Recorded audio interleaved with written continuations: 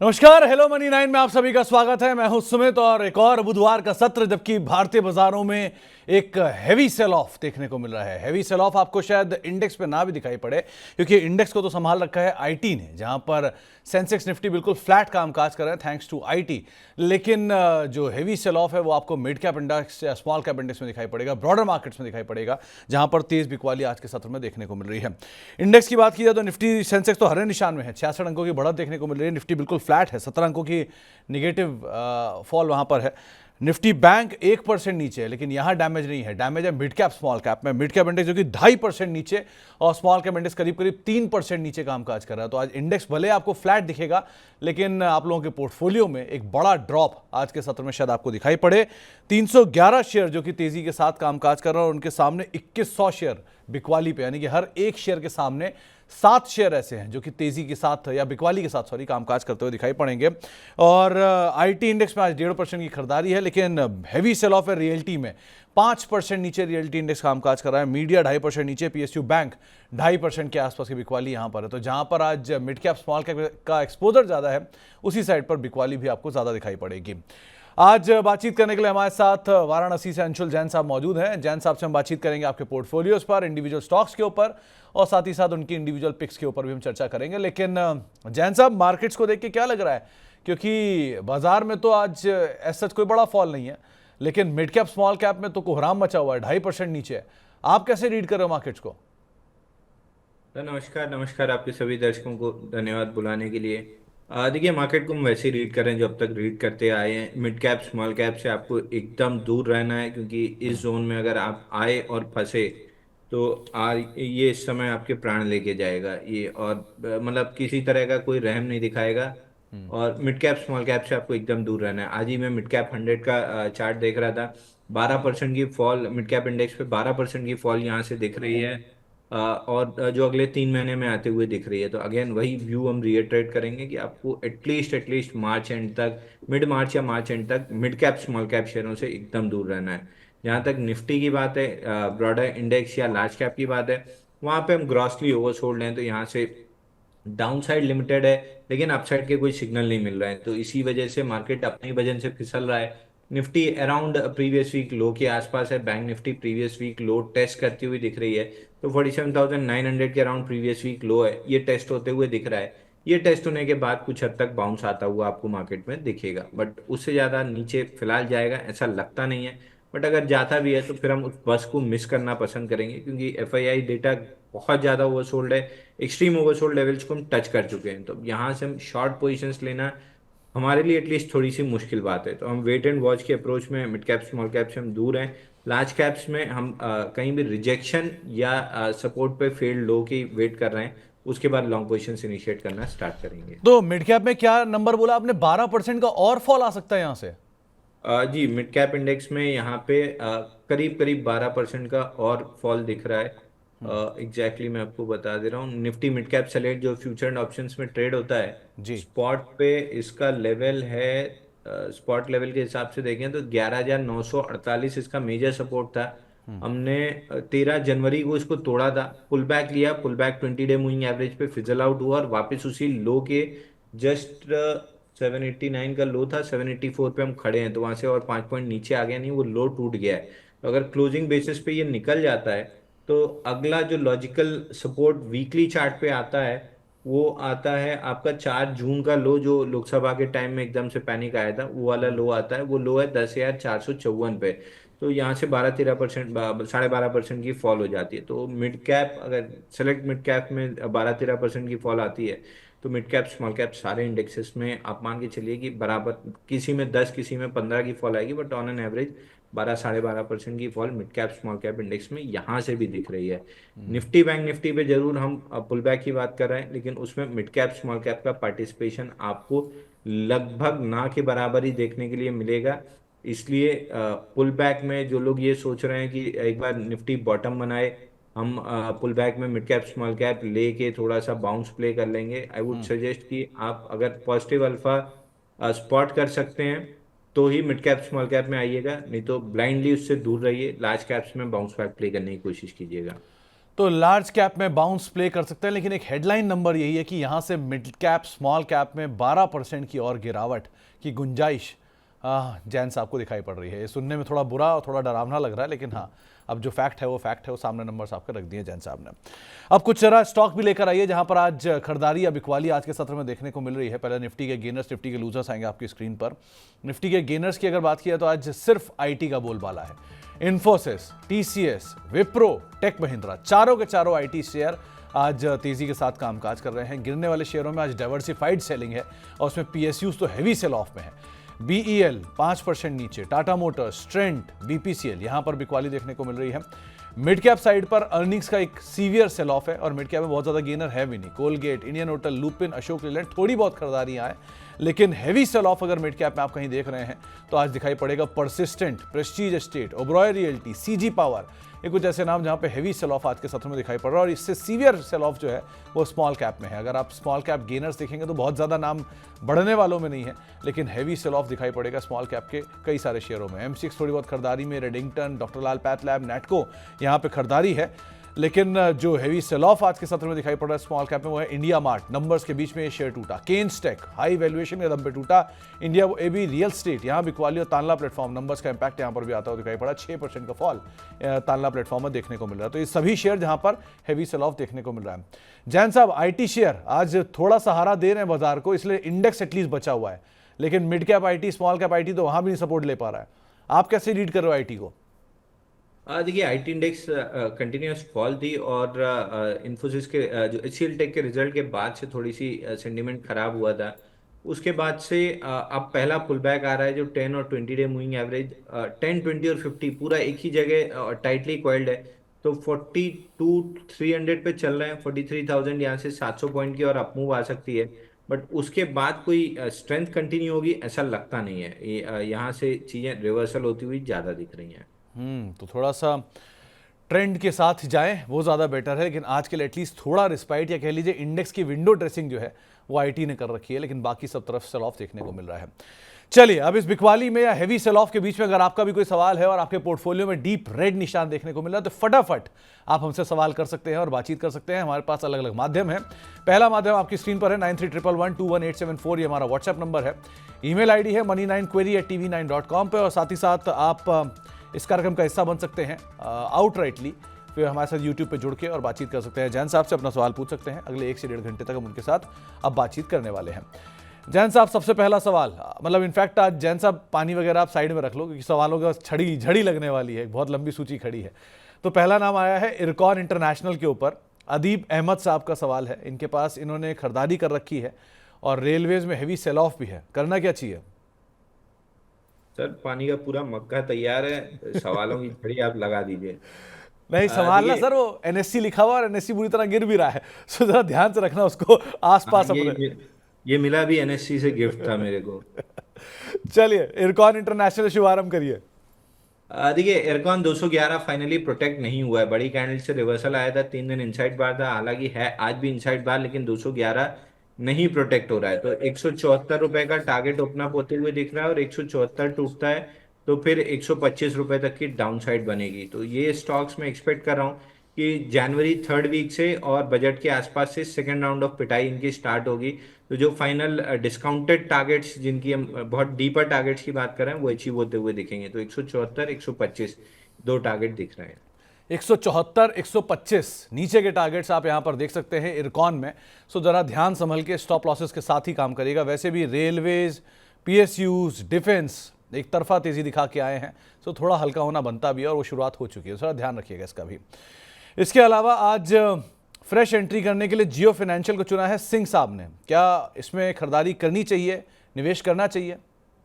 देखिए, अगर आप ट्रेडिंग बेट ढूंढ रहे हैं तो फिर इसमें मुश्किल है कि कोई आपको अभी फिलहाल डेड कैट बाउंस दिखेगा, क्योंकि 262 भी प्रोटेक्ट नहीं हुआ है। लेकिन अगर आप इन्वेस्टर कैटेगरी में फॉल करते हैं तो ये डिस्काउंटेड प्राइस है। जैसे रिलायंस 1236 पे हम एक्सपेक्ट कर रहे थे कि प्रोटेक्ट होगा, लेकिन वो 1200 पे जाके लो बनाया। तो ये भी 10-20 रुपए इधर उधर कर सकता है, बट इन्वेस्टमेंट के लिए बहुत बेहतरीन रेट है जहाँ पे आपको बाई करके छोड़ देना चाहिए। एटलीस्ट अगर आपका व्यू 2 से 3 साल का है, ये बहुत अच्छा पैसा आपको बना के देगा। तो 2 से 3 साल का नजरिया है तो आप आराम से जा सकते हैं, निवेश कर सकते हैं। लेकिन अगर छोटी अवधि का नजरिया है तो शायद बहुत उम्मीदें आप मत लगा के रखिएगा। इसके अलावा पिरामल फार्मा 235 रुपए पे शहजाद अहमद साहब ने खरीद रखा है, 500 शेयर हैं। करना क्या चाहिए? ये बने रहें, निकल जाएं? एक तरफा चला फिर नीचे आया, अभी क्या किया जाए?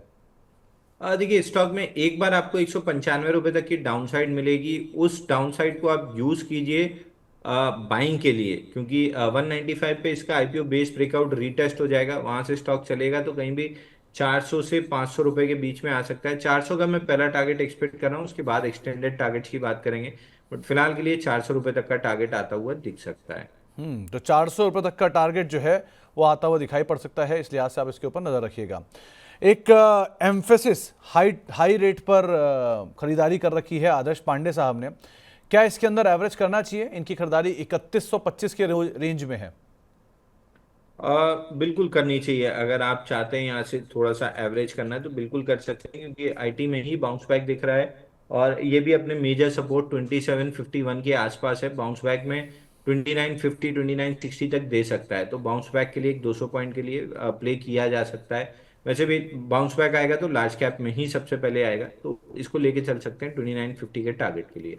2950 का टारगेट और स्टॉप लॉस दोनों को आप फॉलो करिएगा। और कोई भी राय किसी भी जानकार की तरफ से दी जाती है तो उसमें लेवल्स को जरूर ध्यान रखिए, अगर आप टेक्निकली मार्केट को ट्रैक कर रहे हैं और छोटी अवधि या मध्यम अवधि के निवेशक हैं तो। दिनेश तलवार साहब हमारे साथ मौजूद हैं पटियाला से बातचीत करने के लिए। तलवार साहब नमस्कार। सर नमस्कार। नमस्कार तलवार रमेश साहब। जी आपको बहुत नमस्कार और अंशुल जी को भी बहुत बहुत नमस्कार। नमस्कार तलवार साहब, बहुत बहुत शुक्रिया पहले तो कॉल करने के लिए, बातचीट करने के लिए। क्या सवाल है आपका तलवार साहब? सर मेरे पास ईएमएस के 50 शेयर हैं 850 रुपए पे, ओके। और एनवायरो इंफ्रा के हैं मेरे पास 100 शेयर 272 रुपए पे। दोनों में नजरिया क्या है आपका तलवार साहब? दोनों में नजरिया मेरा कम से कम 1 से 2 साल तक मैं होल्ड कर सकता हूँ, कोई इश्यू नहीं है इसमें। ओके, तो तलवार साहब ये जो ईएमएस आपने खरीदा ये आपको पता है ना एक बहुत बढ़िया तेजी दिखा के आया है। 150 रुपए का शेयर चलते चलते 900 रुपए तक गया था, 1000 तक चला गया, 1000 रुपए तक चला गया था। हाँ चलिए खैर, क्या करना चाहिए जैन साहब? इनके पास एक तो है ईएमएस लिमिटेड का शेयर, कंपनी वाटर मैनेजमेंट के अंदर कामकाज करती है, कंपनी ठीक है लेकिन ऑलरेडी चला बहुत, सो 777 778 आ गया है, यहाँ क्या किया जाए? और दूसरा इन्वायरो इंफ्रा, इन दोनों में क्या करा जाए? देखिए, एनवायरो इन्वायरो इंफ्रा ये थोड़ा सा नया स्टॉक है। लिस्टिंग के बाद 4 से 5 दिन में अच्छा आपको अपसाइड मोमेंटम दे दिया है, उसके बाद फिजल आउट होना स्टार्ट हुआ है। तो लॉजिकली जब इस तरीके से फिजल आउट होता है तो आईपीओ लो ही आपका टारगेट बनता है, जो कि 205 है। तो आईपीओ लो आते हुए दिख रहा है, 205 तक आ सकता है। ईएमएस में जरूर अभी एक ब्रेकआउट फेल हुआ है 933 पे। लिक्विडेशन का पहला टारगेट है 729, तो जब तक फिलहाल 729 आते हुए दिख रहा है, बट अगर 700 730 की रेंज प्रोटेक्ट कर जाता है तो नई अपसाइड डेवलप होगी। लेकिन अगर ये रेंज नहीं प्रोटेक्ट करता है तब फिर इस स्टॉक में डाउनसाइड में 500 रुपए तक आते हुए दिखेगा। अभी स्ट्रक्चर का ब्रेकडाउन नहीं आया है, ब्रेकआउट फेल हुआ है, तो लॉन्ग लिक्विडेशन में 730 आ सकता है। तो final line in the sand 700 730 की रेंज है, उसके नीचे किसी भी कीमत पे लॉन्ग नहीं रहना है। आप चाहें तो यहाँ एग्जिट करके 730 में री एंट्री ले सकते हैं, या फिर अगर थोड़ी सी रिस्क एपिटाइट बड़ी है तो 700 के स्टॉप लॉस से होल्ड भी कर सकते हैं। ओके, मयंक कठपालिया साहब का एक सवाल आया है। अदानी पावर 517 रुपए के दाम पे खरीदारी कर रखी है, 6 महीने होल्ड करके रख सकते हैं या निकल सकते हैं? देखिए, 6 महीने का नजरिया है तो कोई खास दिक्कत आनी नहीं चाहिए। 589 के लेवल से वापस फिसला है, लेकिन वॉल्यूम्स नहीं है, तो मैं एक्सपेक्ट कर रहा हूँ कि ये ड्राइड अप फेज मार्केट के फॉल की वजह से है, और जैसे ही मार्केट रिकवर करेगा ये 589 का अपना लेवल निकाल लेगा और आराम से 600 रुपए की तरफ बढ़ जाएगा। तो एज सच मेरे को कोई प्रॉब्लम नहीं दिख रही है, होल्ड करना चाहिए। ओके, एक लालचंद यादव साहब का सवाल है जेके टायर के ऊपर, 419 रुपए के दाम पे खरीदारी है, 100 शेयर हैं, करना क्या चाहिए इसमें? देखिए, जेके टायर में फिलहाल डाउन मूव लग रही है, इसमें बाइंग क्लाइमैक्स हुआ है काउंटर में 560 रुपए के आसपास। और नीचे में वीकली चार्ट पे जो मेजर सपोर्ट जोन आती है वो आती है 325 रुपए के आसपास। प्रिसाइसली जो वीकली का स्विंग लो है वो है 328 रुपए 70 पैसे। तो फिलहाल ये स्टॉक 328 रुपए 70 पैसे आ रहा है, उसके नीचे अगर सस्टेन करता है तो फिर डाउनसाइड और गियर आएगी। तो फिलहाल 328 रुपए आ रहा है, वहां पे दोबारा सवाल पूछ लीजिएगा। ओके, तो 328 के आसपास कहीं आप एक बार को दोबारा इसमें सवाल पूछ सकते हैं। बातचीत करने के लिए प्रकाश चौधरी साहब हमारे साथ मौजूद हैं सीकर से। चौधरी साहब नमस्कार। नमस्कार सुमित सर। नमस्कार चौधरी साहब, क्या सवाल है आपका? सर मेरा अडानी पोर्ट पे सवाल है सर। ओके, आपने किस भाव पे खरीदारी कर रखी है? सर मैंने खरीदारी तो 1500 रुपए से शुरू की थी, 10 शेयर लिए थे मैंने 1500 रुपए पे। ओके, और फिर आप धीरे उसके धीरे बाद एवरेज करते जा रहे हैं। हर 10% फॉल पे मैं 10 शेयर ऐड कर रहा हूँ, और जब इसने डीप मारा था तब मैंने 1020 पे 20 शेयर लिए थे। बहुत बढ़िया। मेरे पास अब 80 शेयर है सर। ओके, और अब आपका नजरिया क्या है चौधरी साहब? एवरेज प्राइस 1280 के करीब आ रहा है। ठीक है, मेरा नजरिया तो सर मैं लंबे समय तक होल्ड कर सकता हूँ, 2-3 साल 5 साल, कोई दिक्कत नहीं है। जब जरूरत चलिए। नहीं है जब तक तो कोई दिक्कत नहीं है। ओके। नहीं, वैसे ये कंपनी इस ग्रुप की सबसे बेहतरीन कंपनियों में से एक है। एक कैश काउ है इस ग्रुप की और लगातार कैश जनरेट करती है उनके लिए। अब बाकी इस वो पे जैन राय साहब का क्या, वो स्टॉप लॉस भी थोड़ा सा टिगर हो रहा है, तो मैं एक सवाल पूछना चाह रहा था। जरूर जरूर जरूर। जैन साहब, करना क्या चाहिए? इनके पास अदानी पोर्ट के शेयर हैं। ये वैसे तो एवरेज करते आए हैं और नज़रिया भी इनका 5 साल का है, ऐसी भी कोई दिक्कत नहीं है। लेकिन अब ये क्योंकि फॉल स्टीप है, सो करना क्या चाहिए इन्हें? देखिए, अगर आपका नज़रिया 5 साल का है तो फिर इस स्टॉक में आपको सोचने की बहुत ज़्यादा ज़रूरत बचती नहीं है। अदानी पावर ले लीजिए, अदानी पोर्ट ले लीजिए, अदानी एंटरप्राइज ले लीजिए, अदानी एनर्जी सॉल्यूशन ले लीजिए। अगर 5 साल का नज़रिया है तो ये स्टॉक बहुत आराम से ऑल टाइम हाई भी दिखा देंगे, और ऑल टाइम हाई से आपको 10-20% एक्सटेंशन भी मिल जाएगा, तो बहुत ज़्यादा दिक्कत नहीं है। ऊपर की तरफ स्टॉक चलता हुआ आपको दिख जाएगा। तो मेरे ख्याल से अगर 5 साल रख रहे हैं तो एटलीस्ट आपका टारगेट यहाँ से 2.5 टाइम्स का होना चाहिए, तो रखना चाहिए स्टॉक को। बल्कि इसका एक छोटा भाई भी है JSW इंफ्रा, रिलेटिव टर्म्स में वो ज़्यादा प्रॉफिट देगा, बट चूंकि अदानी एक स्ट्रॉन्गर नेम है तो आई वुड सजेस्ट आप अदानी के साथ चिपक के रहिए। तो अदानी के साथ आप बने रहिए। अदानी पोर्ट में ऐसा कोई कंसर्न नहीं है। और एक और नाम, एक विकल्प और बताया, JSW इंफ्रा, उसको भी आप अदरवाइज देख सकते हैं। एक और सवाल है नीरज यादव साहब का। उनके पास अदानी एनर्जी सॉल्यूशन है। सो जैन साहब, आज अदानी ग्रुप के ही सवाल आए जा रहे हैं। सो क्या करना चाहिए अदानी एनर्जी सॉल्यूशन में? देखिए, अदानी एनर्जी सॉल्यूशन में जो दोनों बॉटम बने हैं उसके एंकर वीवैप को आज टेस्ट करने नीचे आया है स्टॉक 790 के आसपास। तो 780 790 से फ्रेश बाइंग आनी चाहिए। बट इस स्टॉक में बड़ा मोमेंटम तब बनेगा जब ये 869 क्रॉस करेगा। फिलहाल 869 जाते हुए दिख रहा है। उसको क्रॉस करता है तो फिर स्टॉक में अच्छी तेजी डेवलप हो जाएगी। तो फिलहाल 869 आते हुए दिख रहा है। जिसके बाद नहीं है वो करंट मार्केट प्राइस से बाई भी कर सकता है 785 के आसपास से। लग रहा है कि नेक्स्ट राउंड में यहाँ पे 689 ना सिर्फ टेस्ट करेगा बल्कि निकाल भी लेगा। ओके। इसके अलावा एक सवाल हमारे साथ पूछने के लिए तूफान पटेल साहब मौजूद है मंदसौर से। पटेल साहब नमस्कार। नमस्कार सर जी। नमस्कार पटेल साहब, क्या सवाल है आपका? सर जी मेरे पास अलकार्गो लॉजिस्टिक के 100 शेयर है, 67 की खरीदते हैं, तो मेरा 37% का लॉस हो रहा है उसमें। और कितना समय आप और दे सकते हैं इसे पटेल साहब? सर मैं इसे 6 महीने से साल भर दे सकता हूँ। 6 महीने साल भर दे सकते हैं। जैन साहब, करना क्या चाहिए? इनके पास ऑल कार्गो लॉजिस्टिक्स के शेयर हैं, करीब 67 रुपये के दाम पे खरीदारी है, 100 शेयर हैं, और ये 6 महीने से साल भर दे सकते हैं अभी इसको। 30% का लॉस है, साल के नए लॉस काट रहा है। करना क्या चाहिए? देखिए, हेड एंड शोल्डर पैटर्न का ब्रेकडाउन है 58 पे, जिसका पहला टारगेट था 47, वहां से बाउंस बैक नहीं आया है। तो अब लॉजिकल टारगेट निकल के आते हैं इसमें कहीं भी 34 के आसपास। तो स्टॉक एक बार आपको पुल बैक जरूर दे सकता है, बट इवेंचुअली ये 34 आएगा। पुल बैक में भी बहुत खींचेगा तो 48 से 50 के बीच में आएगा। मेरे ख्याल से ये 46 47 के पास फिजल आउट हो जाना चाहिए। तो मेरे को बहुत बड़ी कोई अपसाइड यहाँ से दिख नहीं रही है, बल्कि 34 रुपीज तक डाउन साइड ज़्यादा दिख रही है। तो आप थोड़ा ध्यान संभल के ही काम करिए जाए। और एक चीज़ का ध्यान रखिए सर, जब बाजार में आप ट्रेडिंग कर रहे हो या BTST प्लेयर हो तो स्टॉप लॉस आपका सबसे बड़ा साथी है, उसको ज़रूर फॉलो करा करिए। एक सवाल आया है मनोज जी का। इनके पास वारी रिन्यूएबल के शेयर हैं 1090 के दाम पर, 170 शेयर हैं, 5 साल का इनका नज़रिया है, और जिस तरह से पूरा रिन्यूएबल बास्केट चला था उसी तरह से अभी टूट भी रहा है। आप क्या राय रखते हो जैन साहब, करना क्या चाहिए? देखिए, वारी रिन्यूएबल की वारी एनर्जी सर, वारी रिन्यूएबल ठीक है। वारी रिन्यूएबल में देखिए 1270 का जो सपोर्ट था वो नहीं होल्ड हुआ। पुल बैक में भी वॉल्यूम था लेकिन वो भी फिजल आउट हुआ। तो धीरे धीरे करके स्टॉक 757 रुपए नीचे आ सकता है। 757 टूटता है तो बड़ी डाउनसाइड और ओपन अप होती हुई दिखेगी। 3300 पे बाइंग क्लाइमेक्स हुआ है, तो 1500 का तो पहला टारगेट था, और 3300 से अगर 80% जोड़ें तो आता है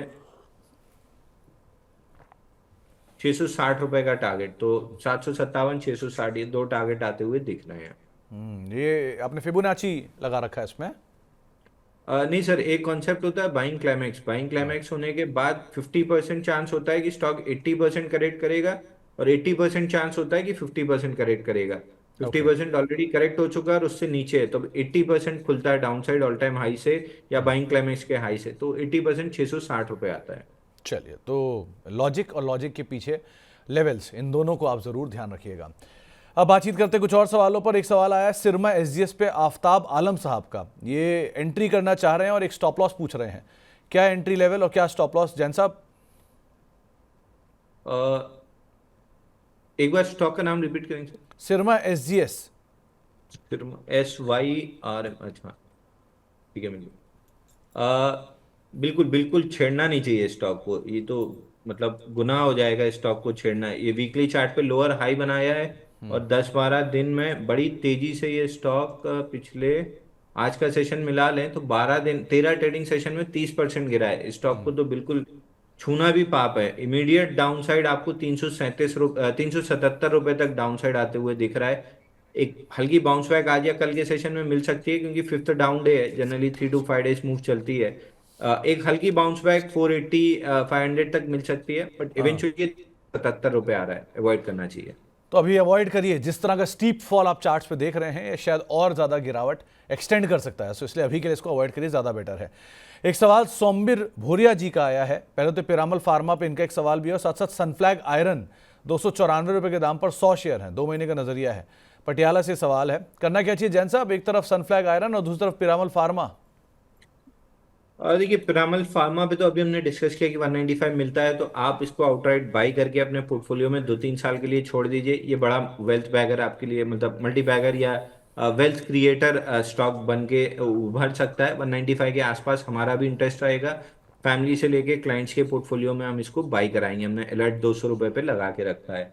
वहीं सनफ्लैग आयरन में देखिए एक ब्रेकआउट आया है 249 पे, लेकिन ब्रेकआउट के बाद कोई भी बहुत अच्छा सस्टेन नहीं किया है स्टॉक ने, और आज जिस हिसाब से गिरावट आ रही है हाई लाइकली है कि ये ब्रेकआउट फेल करने नीचे आ जाएगा। तो अगर आपके पास है तो एग्जिट करने की कोशिश कीजिए, नहीं है तो अवॉइड कर दीजिए। मोस्ट लाइकली ये ब्रेकआउट फेल हो जाएगा। मार्केट का इतना प्रेशर है इस पे कि ये नहीं चल पाएगा स्टॉक। तो ये दोनों को लेकर आपको राय दी गई है। अब बरनाला से हमारे साथ बातचीत करने के लिए हेमंत कुमार जी मौजूद हैं। कुमार साहब नमस्कार। कुमार साहब सुन पा रहे हैं आप? चलिए, शायद संपर्क टूट गया, लेकिन गेल को लेकर इनका एक सवाल था। जैन साहब कोई राय रखते हो कि आप gas authority of India limited पे 203 के दाम पे खरीदारी, 650 शेयर हैं?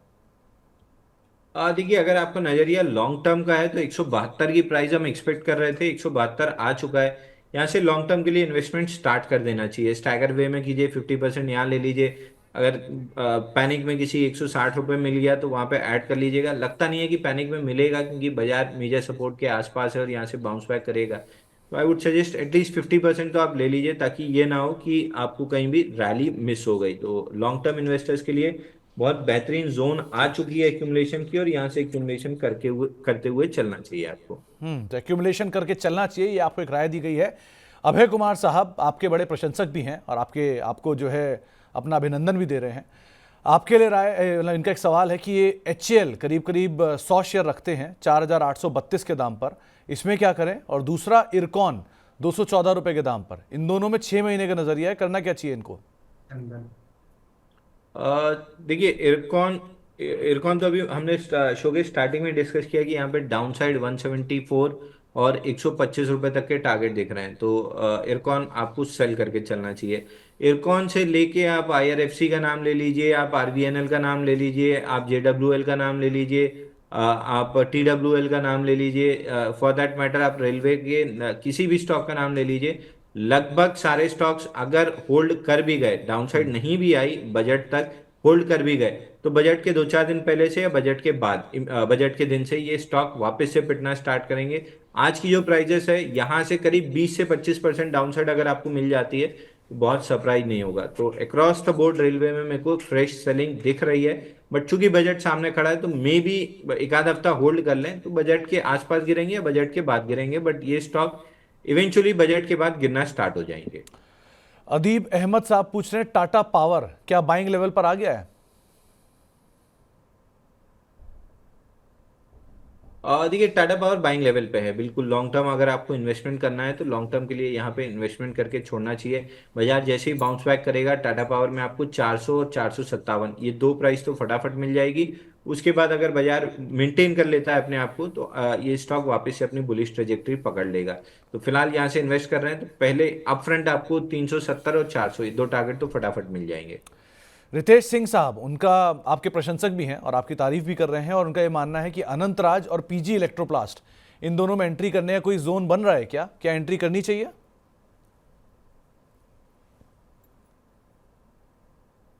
देखिए अनंतराज में ब्रेकआउट फेल हो रहा है, तो अनंतराज में तो जितनी जल्दी हो सके जिसके पास भी है निकल जाइए, क्योंकि ऑलरेडी 6th स्टेज के बेस का ब्रेकआउट फेलियर आ रहा है। और हमने ऑफ लेट पिछले 3 महीने में मिड कैप स्मॉल कैप में देखा है कि 6 बेस ये ब्रेकआउट फेल होता है तो स्टॉक में 30-40% की पिटाई तो फटाफट हो जाती है। तो अब ये हाई से मुश्किल से 8-9% ही सरका है, तो जिसके पास भी अनंतराज है एकदम फटाफट निकल जाइए। स्टॉक बहुत जल्दी जल्दी करके आपको 600 और 550 ये दो टारगेट दे सकता है। वहीं पीजी इलेक्ट्रोप्लास्ट पीजीईएल में देखें तो यहाँ भी बाइंग क्लाइमेक्स हुआ है और स्टॉक पहले राउंड ऑफ पिटाई देख चुका है, जिसका टारगेट 696 था, आज का लो 718 के आसपास बना है। तो एक बाउंस बैक आपको मिल सकता है 829 तक, जिसकी 50% चांसेस हैं, बट नेक्स्ट लेग में जब ये पिटेगा 548 रुपए तक नीचे आ सकता है। महेश जी पूछ रहे हैं कि क्या टाटा मोटर्स और अमर राजा यहां पर खरीदारी कर सकते हैं? सूरत से सवाल पूछ रहे हैं आपके लिए। सर टाटा मोटर्स और अमर राजा एनर्जी। अमर राजा एनर्जी नहीं, अमर राजा एनर्जी में 1404 रुपए का सपोर्ट टूटा है, तब से 1010 का टारगेट ओपन हुआ है इस काउंटर में। फिलहाल 1010 टेस्ट कर रहा है, बट चूंकि वही बात है मिड कैप स्मॉल कैप में भी और यहाँ से पिटाई बाकी है, तो मेरे को लगता नहीं 1010 होल्ड करेगा। कर भी लेता है तो एक बाउंस बैक आपको दे देगा 8-10% की, बट नेक्स्ट लेग में टूटेगा और वापस से नए जो टारगेट्स बनेंगे उस करीब करीब 715 और 730 के बीच बनेंगे, जो वीकली चार्ट पे स्विंग लो है। आई वुड सजेस्ट कि अमर राजा बैटरी से तो एनर्जी से आप दूर रहें। टाटा मोटर्स में अगेन 771 का लेवल ब्रेक डाउन आ रहा है, तो 659 का जो पुराना टारगेट हमारा बचा हुआ है वो प्रोबेबली टेस्ट होते हुए दिखेगा आपको 10-15 दिन में। वहां पे लॉन्ग टर्म इन्वेस्टर्स अपनी इन्वेस्टमेंट स्टार्ट कर सकते हैं। तो 659 बेटर प्राइस है, वहां पे टाटा मोटर्स को लेके 2-3 साल के लिए छोड़ना चाहिए। तो 659 के आसपास आप आने दीजिए, उसका वेट करिए, और अमर राजा एनर्जी को भी अभी के लिए एटलीस्ट आप अवॉइड करके चल सकते हैं। अब अपनी नामा राशि से बातचीत कर लेता हूं। फिरोजाबाद से हमारे साथ मौजूद हैं सुमित जी बातचीत करने के लिए। सुमित जी नमस्कार। सर नमस्कार और धन्यवाद सर, बहुत बहुत बड़ा नमस्कार सुमित जी, और बहुत बहुत धन्यवाद आपका भी हमसे बातचीत करने के लिए। क्या सवाल है आज आपका? अरे सर मैं SW सोलर स्टार्टिंग में मनी नहीं दिखता था, उसके बाद तो कंटिन्यूस दिखता हूँ बिल्कुल। SW सोलर पीक पे था 824 सर, 803 पे ले लिया था सर 21 मई को सर। और फिर एक बात बताइए सुमित जी, कोई आपने क्या इसको उसके लिए ट्रेडिंग के लिए लिया था, इन्वेस्टमेंट के लिए? सर ट्रेडिंग के लिए लिया था, वो इन्वेस्टमेंट हो गया साल भर से लगभग होने को आया सर। नहीं तो एक बात बताइए सुमित जी, अगर ट्रेडिंग के लिए लिया तो कोई स्टॉप लॉस भी रहा होगा? स्टॉप लॉस नहीं जानकारी थी सर, वो बढ़ेगा बस निकाल लिया जाएगा सर, उस समय नहीं जानकारी थी स्टार्टिंग में। कोई बात नहीं, इस कंपनी के ऑर्डर इनफ्लोस खराब आए और इस क्वार्टर के numbers on a face of it अच्छे थे, लेकिन बिटवीन द लाइन नंबर खराब थे, जिसकी वजह से स्टॉक में इतनी तेज़ बिकवाली आते हुए दिखाई पड़ रही है। और इंटरेस्टिंग पार्ट या एक ख़राब चीज़ ये है कि इतनी गिरावट के बाद भी ये 300 के मल्टीपल पे कामकाज कर रहा है, जो कि वैल्यूएशन वाइज अभी बहुत महंगा है। एनीवेज, लेकिन वैसे कंपनी ठीक है, कामकाज कर रही है, ऐसी कोई खराबी नहीं है, कामकाज चल ही रहा है इस कंपनी का भी। जैन साहब, क्या करना चाहिए SW सोलार में? ये हाल फिलहाल के एक्सीडेंट में, सबसे बड़े एक्सीडेंट्स में इसका भी नाम आ रहा है। इनकी खरीदारी ऊपर के लेवल की है, अब क्या बचा है इनके पास? क्या कर सकते हैं, क्या रास्ते हैं? देखिए सर, एक होता है इन्वेस्टर, एक होता है वैल्यू इन्वेस्टर, एक होता है एक इन्वेस्टर, एक होता है म्यूचुअल फंड इन्वेस्टर, एक होता है फोर्सफुल इन्वेस्टर। तो आप अब ट्रेडर से फोर्सफुल इन्वेस्टर की कैटेगरी में आ गए हैं। इसमें बाइंग क्लाइमैक्स हुआ था 840 रुपए पे, तो 50% का तो टारगेट इसका 420 रुपए का अचीव हो गया है। 50% पे किसी तरह का कोई सपोर्ट, कोई बाउंस मिला नहीं है, तो 840 से 80% जोड़ रहे हैं तो 168 रुपए का टारगेट आता है। और 460 टूटने के बाद वीकली स्विंग लो 253, ये कम से कम जहां तक मुझे याद है पिछले 6 महीने से मैं बोलते आ रहा हूं कि बाइंग क्लाइमैक्स हुआ है 460 और 253 का टारगेट मिलेगा। तो अगर आप रेगुलर मनी नाइन देख रहे हैं तो अब तक क्यों नहीं निकले, मेरा ये आपसे सवाल रहेगा कि फिर मतलब अगर आप देख रहे हैं तो उस पर एक्ट क्यों नहीं कर पा रहे हैं। क्योंकि मेरे को याद है रेलवे हो गया, डिफेंस हो गया, ये सोलार काउंटर्स हो गए, इन पे मैं पिछले बजट से बोलते आ रहा हूँ कि 50% करेक्ट हो जाएंगे। पिछले 2 महीने से जेम्स एंड ज्वेलरी पे मैं बोल रहा हूँ कि राधिका ज्वेलर जब तेजी में था हमने कितना रिकमेंड किया, पीसी ज्वेलर हमने कितना रिकमेंड किया, लेकिन जब बाइंग क्लाइमैक्स हुई तब से हम बोल रहे हैं कि बाइंग क्लाइमैक्स हुआ है। कल्याण ज्वेलर्स में बाइंग क्लाइमैक्स हुआ है, फटाफट निकलिए, यहाँ पे तेज गिरावट आएगी। आप देखिए 20-25 दिन में उसने मतलब तबाही मचा दी कल्याण ज्वेलर्स में। तो बाइंग क्लाइमैक्स वाला अगर मैं नाम ले रहा हूं ना, तो एक बार कम से कम आप ये मेरे ऊपर भरोसा करके निकल जाइए कि अगर प्रॉफिट ना हो, आप मालूम पड़ा वो ऊपर चला गया, जैसे एकलौता बीएससी था जो मेरे को गलत प्रूफ करके चला गया, बट सामने 99 स्टॉक ऐसे थे जो 50 से 80% टूट गए। तो उस एक बीएससी के चक्कर में 99 स्टॉक में मत फंसे रहिए। इसमें अभी भी 253 तक मेरे को आते हुए दिख रहा है और उसके बाद 168 का टारगेट आएगा। किसी भी अच्छी न्यूज में पुल बैक मिल जाए 440 460 की जोन, एग्जिट कीजिए, बहुत जल्दी में 253 का लेवल दिखाएगा आपको। 253 का लेवल आ सकता है। और वैसे भी जैन साहब, अभी बीएससी ने आपको चौंकाया जरूर है, लेकिन ऐसा नहीं कि बीएससी की चाल खत्म हो गई है या बाजार बंद हो गया है। क्या पता देर आओ दुरुस्त आओ, थोड़ा थोड़ा नज़र तो रखना वैसे भी उसके ऊपर अदरवाइज। लेकिन ये बात सही है कि हाँ तेज़ बिकवाली है, तो थोड़ा ध्यान से आप लोग काम करिए। ये बाजार ऐसा नहीं है जहाँ आप ट्रेडिंग करें और बिना स्टॉप लॉस से ट्रेडिंग करें, कैपिटल वाइप आउट होने की पूरी पॉसिबिलिटीज़ यहाँ पर रहती हैं। एक सवाल ध्रुव पाठक साहब का है। जैन साहब आपके प्रशंसक हैं, हर हर महादेव आपको कह भी रहे हैं, और पारादीप फॉस्फेट और बीएससी पर सवाल भी पूछ रहे हैं। स्टॉप लॉस बीएससी के लिए और पारादीप फॉस्फेट के लिए क्या होना चाहिए? देखिए पारादीप में तो आज के सेशन में 1-2 सेशन में ब्रेकआउट भी बना था। हम अपने क्लाइंट्स को रिकमेंड करने की कोशिश कर रहे थे, लेकिन स्टॉक एकदम से इतनी तेज चल गया था कि रिस्क रिवॉर्ड मैच नहीं कर पाया। कल ही के सेशन में हम ब्रेकआउट प्ले करने की कोशिश कर रहे थे 120 पे, टारगेट उसका 145 करीब आता है, बट आज की कैंडल देखते हुए डर लग रहा है कि ये ब्रेकआउट फेल ना कर दे। अगर किसी के पास है तो 115 रुपए का स्टॉप लॉस ले लीजिए, नहीं है और बाई करना चाहते हैं तो भी 115 रुपए का स्टॉप लॉस रहेगा। 145 रुपए अपसाइड जा सकता है, बट इसने जो प्रीवियस इसका हाई था 128.30 उसके ऊपर सस्टेन नहीं किया है, तो यहाँ से 128.30 सस्टेन होना बहुत जरूरी है, तब 145 तक जा सकता है। बट सवाल फिर वही आता है, क्या इस माहौल में मैं mid cap small cap play करूंगा? ये तो स्मॉल कैप कैटेगरी में आता है, 10,000 करोड़ का मार्केट कैप है, तो मेरा जवाब ना होगा। मैं एटलीस्ट प्ले करना नहीं पसंद करूंगा, लेकिन जिसको करना है 5-10% क्वांटिटी में प्ले कर सकता है। तो दोनों में आपको। और बीएससी को लेकर क्या रहा है जैन साहब? देखिए बीएससी में अगेन जो टारगेट्स थे वो अचीव हो गए हैं। 89 का रीटेस्ट लेके इसने अपना 6,000 का टारगेट कंप्लीट कर दिया और यहाँ से पुल बैक आ रहा है, तो पुल बैक में 50 डे मूविंग एवरेज 5200 पे वहां तक आ सकता है। बट ये याद रखिए कि इसी सेगमेंट से सीडीएसएल ने, कैम्प्स ने और एमसीएक्स ने अपने ब्रेकआउट फेल किए थे और उनमें गिरावट मतलब बढ़ चुकी है। तो नेक्स्ट लेग में शायद बीएससी भी पार्टिसिपेट करना स्टार्ट कर जाए, तो 5200 के आसपास बाइंग का एडवेंचर ट्राई करने की जगह कंफर्म ब्रेकआउट आने का वेट कीजिएगा। अगर ये काउंटर गलती से भी 4,900 के नीचे क्लोज कर गया तो 1,000 रुपए की फॉल तो आपको सीधे सीधे दिखा देगा। तो अब बाई ऑन डिप्स की स्ट्रैटेजी भी अपनाना बीएससी में खतरे से खाली नहीं है। बीएससी में वैसे भी रिटेल पार्टिसिपेशन 40% के पार पहुंच चुका है। जो भी कंपनियां इससे पहले गई हैं उसमें आईएक्स है, हैप्पीएस्ट माइंड है जो 40-40%, इवन टाटा एलेक्सी है, एक पार को गए थे। सो जरा इन पे भी आप अदरवाइज नजर रखिए, एक फंडामेंटल आंकड़ा है आपके लिए। इसके अलावा जैन साहब एक सवाल है जेन टेक्नोलॉजीज पे, सागर राजपूत साहब का है। 950 रुपए के दाम पे इनकी खरीदारी है, लंबी अवधि का नजरिया है, दिल्ली से ये हैं और आपके बड़े प्रशंसक भी हैं, करना क्या चाहिए? देखिए स्टॉक से फिलहाल अवॉइड करना चाहिए। अगर आपके पास है तो आप एग्जिट करने का प्लान कीजिए। कोई भी 4-5% का बाउंस बैक मिलता है तो आप एग्जिट करने का प्लान कीजिए। ऑलमोस्ट ऐसा लग रहा है कि टॉप आउट हो रहा है और यहाँ से बड़ी गिरावट इसमें दिख सकती है। लगभग टॉपिंग आउट काउंटर है, वॉल्यूम जिस हिसाब से दिखा रहा है। तो आई वुड सजेस्ट कि अगर लेना चाह रहे हैं तो वॉच लिस्ट से हटा दीजिए, है तो यहीं पे एग्जिट कर लीजिए। 2-4-5% का मुंह मत देखिए, क्योंकि उस अपसाइड को खाने के चक्कर में ऐसा ना हो 10% नीचे का स्टॉप लॉस देना पड़ जाए।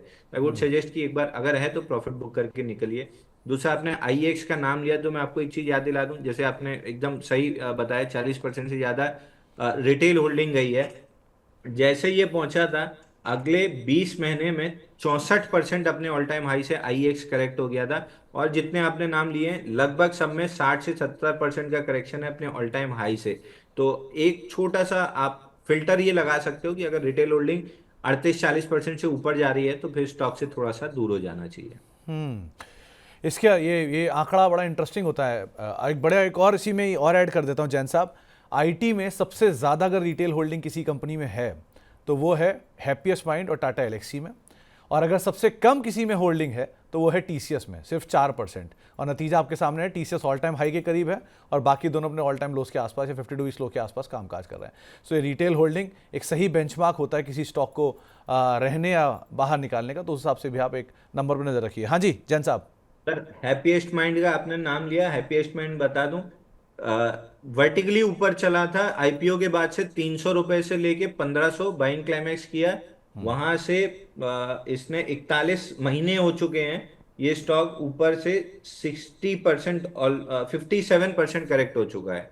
तो जो आंकड़ा आप बताते जा रहे हैं सामने, आप वो चार्ट चेक कराते जाइए। कोई भी चार्ट 50% से नीचे तो नहीं मिलेगा, 60-70 कुछ भी हो सकता है। एवरेज करेक्शन 50% से ज्यादा ही होगी। एनीवेज, नीलेश सर का एक सवाल आया है नाल्को को लेकर, फ्रेश एंट्री खरीदारी करने की इच्छा रख रहे हैं, कौन सा लेवल कंफर्टेबल जोन होगा आपके लिए? देखिए, नाल्को में अभी आपको थोड़ा सा डाउनसाइड मिलेगी। नाल्को अभी कंप्लीट नहीं किया अपनी डाउनसाइड, 193 का लेवल था उसको प्रोटेक्ट करके बाउंस दिया है, बाउंस में लोअर हाई बन गया है, आज ब्रेकडाउन कैंडल है। तो ये नीचे में आपको 159 के आसपास मिल सकता है। But metal as a sector आपको डिप्स पे बहुत बेहतरीन बाइंग देगा। टाटा स्टील आपको बिल्कुल डिस्काउंटेड प्राइस पे मिल रहा है इस समय। टाटा स्टील जो भर के बैठेगा 3 साल के लिए, वो अपना पैसे को 2.5 से 3 गुना करेगा। तो मेटल ऑन द डिप्स बहुत अच्छी बाइंग है। नाल्को के लिए बेस्ट लेवल 159-160 की जोन है, बट टाटा स्टील इस समय उस जोन में है जहां आपको बाई करके 2-3 साल के लिए छोड़ देना चाहिए। प्रेस्टीज एस्टेट और गोदरेज प्रॉपर्टी, विशाल साहब एंट्री करने की इच्छा रख रहे हैं दोनों में। रियल एस्टेट में कोई नाम है क्या जो थोड़ा फेवरेबल दिख रहा है आपको? देखिए, प्रेस्टीज एस्टेट मेरे फेवरेट काउंटर में से एक था, लेकिन प्रॉब्लम ये हुई कि जब बाजार टूटा तो इसके चार्ट भी खराब हो गए। फिलहाल गोदरेज प्रॉपर्टी में 2080 का लेवल दिख रहा है, वो टूटता है तो और डाउनसाइड बनेगी। प्रेस्टीज में 1384 का लेवल में एक्सपेक्ट नहीं कर रहा था टूटेगा, बट आज के सेशन में तोड़ के क्लोज कर रहा है और volume almost 2x of 50 day moving average है। तो ये 1384 का ब्रेकआउट कंफर्म हो रहा है।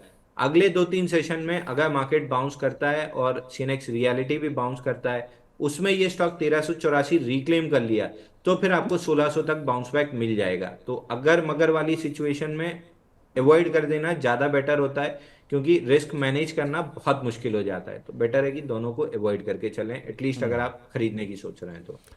L&T फिनांस 167 रुपए के दाम पर खरीदारी है, लॉन्ग टर्म का नजरिया है, यूएसए से आपके चाहने वाले हैं, करना क्या चाहिए ना? देखिए, अगर आपका लॉन्ग टर्म का नजरिया है तो 89 मंथ्स निकल चुके हैं, कब पूरा बिल्ड हो गया मंथली चार्ट पे। हैंडल बिल्ड होने में 8 से 10 महीने और लगा देगा। उसके बाद जब ये 180 रुपए तोड़ेगा तो काउंटर दुगने से तिगना बहुत आराम से होगा। तो अगर आपको मोमेंटम चाहिए तो थोड़ा इंतजार कीजिए, 184 के ऊपर प्ले कीजिएगा। वैल्यू इन्वेस्टर हैं, लॉन्ग टर्म इन्वेस्टर हैं, तो ये डिस्काउंटेड प्राइस है, यहाँ लेके इसको छोड़ दीजिए। आराम से 400 से 500 रुपए में बेच लेंगे इस काउंटर को। बट ये पूरा प्रोसेस कंप्लीट होने में 2 से 3 साल का समय ये ले लेगा। तो आपको एक रणनीति बताई गई, आप उसको फॉलो कर सकते हैं। इसके अलावा कुछ और सवालों में एक सवाल जो हमारे पास आया है वो है ग्रैन्यूल्स इंडिया को लेकर। महेश जी का एक सवाल है, इनके पास 600 रुपए के दाम पे खरीदारी है, करना क्या चाहिए ग्रैन्यूल्स इंडिया में? देखिए, ग्रैन्यूल्स में ब्रेकआउट फेल हुआ है 607 रुपए पे और लोअर हाई बना है, तो धीरे धीरे करके काउंटर 531 और 493 तक आ सकता है। अगेन वो ये मिड कैप कैटेगरी का 14,000 करोड़ का मार्केट फ्लोट है, तो मार्केट कैप है, तो उस हिसाब से मिड कैप कैटेगरी में फॉल कर रहा है और एक फ्लैगिश काइंड ऑफ एक्शन है। तो 531 493 का लेवल आते हुए दिख रहा है। अब चलते हैं जैन साहब की नगरी वाराणसी, वहां पर हमारे साथ बातचीत करने के लिए यासिर अली साहब मौजूद हैं। अली साहब नमस्कार। अली साहब आवाज आ रही है आपको? CSC का शेयर, जी सर, हमने CSC का शेयर बाय किया है 408 रुपये मेरे पास, ओके 184.60 पे।